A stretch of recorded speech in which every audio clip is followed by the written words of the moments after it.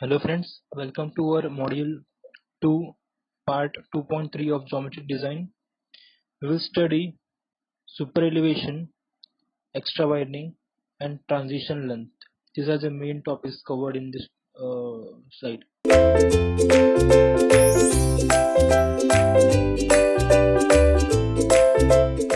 Horizontal curve, the part is super elevation.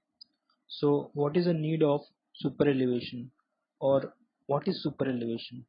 Super elevation is nothing but raising of the outer edge of the road as compared to the inner edge. This super elevation is done in roads, rails, roads and rails. When the vehicle negotiates a turn, left turn or right turn, the super elevation is provided. This is nothing but the banking of the road which we have learned in the class 12th. So what is the need of super elevation? The presence of horizontal curve impacts centrifugal force, which is a reactive force acting outwards on a vehicle negotiating it. Centrifugal force depends on speed and radius of the horizontal curve and is counteracted to a certain extent by transverse friction between the tire and pavement surface. So, when a vehicle negotiates a curve, a centrifugal force acts on the vehicle, that is throwing the vehicle outside the road, away from the road. The centrifugal force depends on the radius and the speed of the vehicle, and also the transverse friction between the tire and the road surface.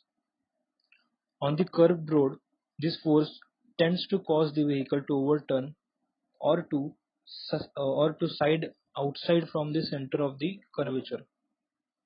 For proper design of the curve, the understanding of the force acting on the vehicle taking a horizontal curve is necessary. Various forces acting on the vehicle are illustrated in the figure below. So this is a figure, you can see this is the vehicle. A and B are the tires separated by the distance distance B. RA and RB are the reaction at tire A and B respectively. W by 2, W by 2 is the weight distributed equally on the tires. CG is the center of gravity at a height h from the road surface. B by 2 is the distance from the CG to the center of the wheel, and W is the total weight of the vehicle acting downward. P is the centrifugal force acting outside the curve. As you can see, the vehicle is turning left. The vehicle is turning left, so the centrifugal force acting on the right side. Here, as I have stated, two terms, that is overturning and skidding. So remember what I have told in the previous lectures, what is skidding and slipping. Slipping is the rotation of the tire, but the vehicle movement is less, whereas skidding is the distance covered by the vehicle is more, but the rotation of the vehicle is less. So if we do not provide a super elevation on a horizontal curve, two components or two parameters will take place, that is overturning and skidding. So if we do not want a vehicle to overturn, that is for no overturning, the B by H, this B by H by 2, that is B by 2 into H should be greater or equal to V square upon GR. So what is V square upon GR? V square upon GR is nothing but the centrifugal force. If you multiply V square upon GR by weight of the vehicle, it will be centrifugal force. So if the vehicle should not be overturned, then B by 2H should be greater or equal to V square upon GR. This is the first parameter, that is for non-overtaking. Then the second parameter for non-skidding. If you don't want a vehicle to skid in the horizontal curve, then the friction between the tires and the road surface should be greater than v square upon gr. That is friction अगर ज़्यादा रहेगा तो overturn नहीं हो skid नहीं होगा vehicle. So friction should be more. Here the friction means the lateral friction. In the previous classes I have talked about the longitudinal friction, that is 0.35. Here friction is lateral friction, that is F is equal to centrifugal force divided by the weight of the vehicle is called the lateral friction, which is 0.15. Now we will study what is the analysis of super elevation. The force acting on the vehicle while moving on a circular curve of radius r meter has speed of v meter per second. You can see in the figure. These forces are centrifugal force, that is P is equal to W into V square upon GR, acting horizontally outward through the center of the gravity CG. Here you can see P is acting from CG to outward, where P is equal to V square W into V square upon GR. The weight W of the vehicle acting vertically downward from the CG. Frictional force developed between the vehicle and the pavement counteracts transversely along the pavement surface towards the center of the curve. This was all the description about this diagram. So now what will happen? So in order to counterbalance the centrifugal force, super elevation is introduced. Super elevation is nothing but raising of the outer edge of the road as compared to the inner edge. As in this figure you can see the outer edge of the road is raised as compared to the inner edge. So when there is due to this there is an inclination in the road surface by an angle theta compared to the horizontal plane. Due to this, the weight of the vehicle, which is perpendicular acting, it's get resolved into two components, sin theta and cos theta, W sin theta and W cos theta. And the centrifugal force acting outward will also be resolved by the angle theta, which is resolved into P sin theta and P cos theta. Here the two wheels RA and RB are the reaction force, and the frictional force at A and B, that is FA is the friction force at wheel A and FB is the friction force at wheel B. Here you can see the centrifugal force is split into P cos theta and P sin theta. Due to the inclination of the outer edge or by introducing the super elevation, the P component, that is the centrifugal force, is reduced to P cos theta, and this P cos theta is counterbalanced by the component of its own weight, which is W sin theta. Therefore the outward movement of the vehicle, outward force which is given to the vehicle while negotiating the curve, is balanced by its own weight due to introduction of super elevation. So this is a diagram which shows all the resolved components of the weight and the centrifugal force by introduction of super elevation. So design of super elevation. I have condensed all the steps which are included in super elevation into one slide, so that you do not need to gather all the data. This is a snap from my notes. Here super elevation is nothing but E is equal to sin theta, or you can say tan theta. The formula of super elevation is E plus F is equal to V square upon GR, where E is a super elevation, F is a frictional factor, that is lateral friction factor 0.15, as I have discussed earlier. And V square upon GR is the centrifugal force which you have to balance with E and F. Here E maximum value is taken as 0.07 for plain and rolling terrain, and 0.1 that is for mountainous terrain. That is 7% of super elevation for plain and rolling and 10% of super elevation for mountainous terrain. And F is equal to 0.15, that is transverse friction. So in Indian highways, we can see all the vehicles or all the mixture of vehicles plying on a single road, from the big Mercedes or luxurious car to the bullock carts. In some areas, you can say all the mixed traffic is there, from bicycles to auto rickshaws, slow moving vehicles, fast moving vehicles, or commercial vehicles, etc., etc. So IRC has stated some steps to introduce to or to calculate super elevation. The first is we have to take E is equal to 0.75 V square upon GR. Here V is meter per second. As you see in first point, we have ignored F, that is friction, and taken only E, that is E is equal to 0.75 V the whole square upon GR. If the calculated E value is less than 0.07, then okay, we have to adopt that value. That is, for example, it is 0.05, then okay, it is okay, then we will adopt the 0.05 super elevation. But if the super elevation value is greater than 0.07, then we will adopt a value of 0.07, that is a maximum super elevation. And we will jump to step 2.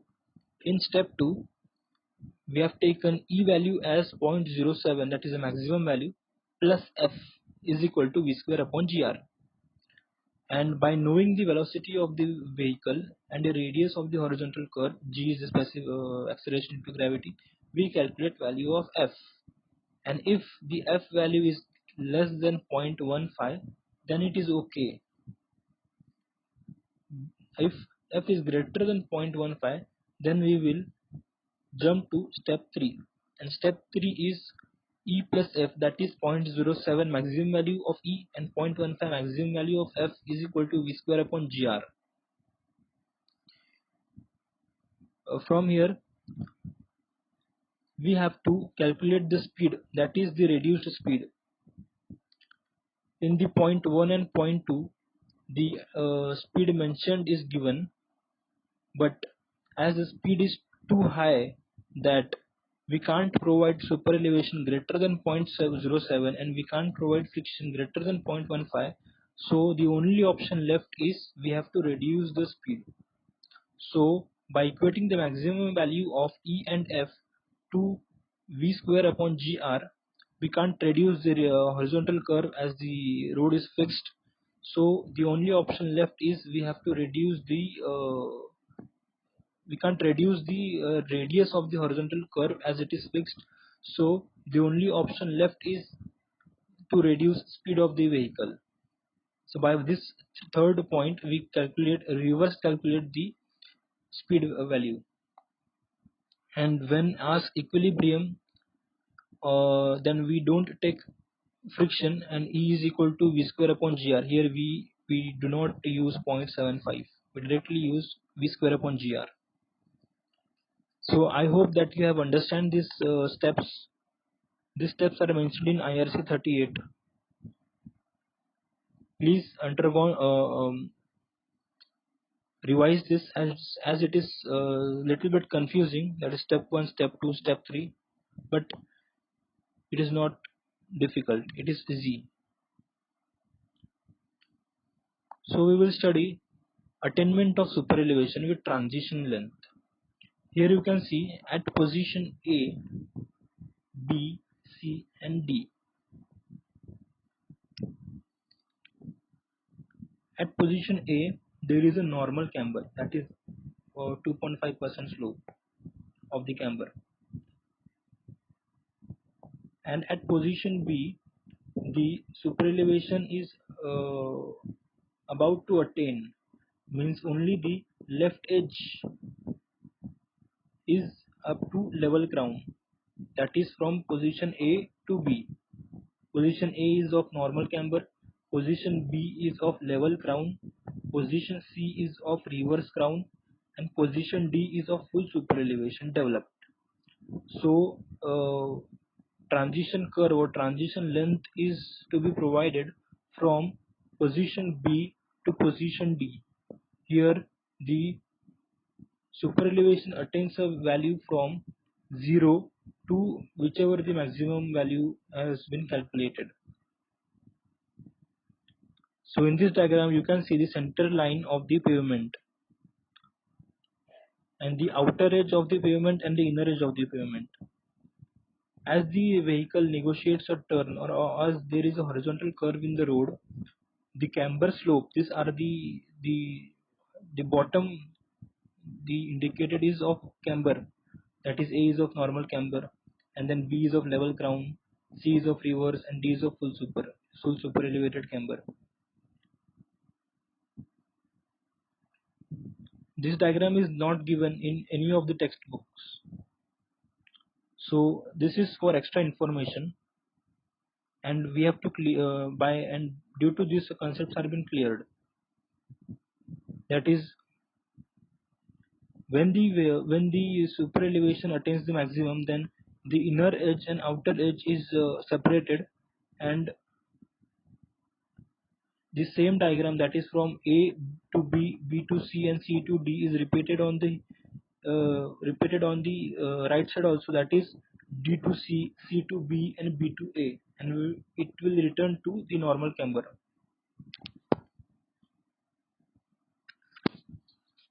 Next topic is, what is the minimum radius of horizontal curve for which no super elevation is required. Radius of horizontal curve.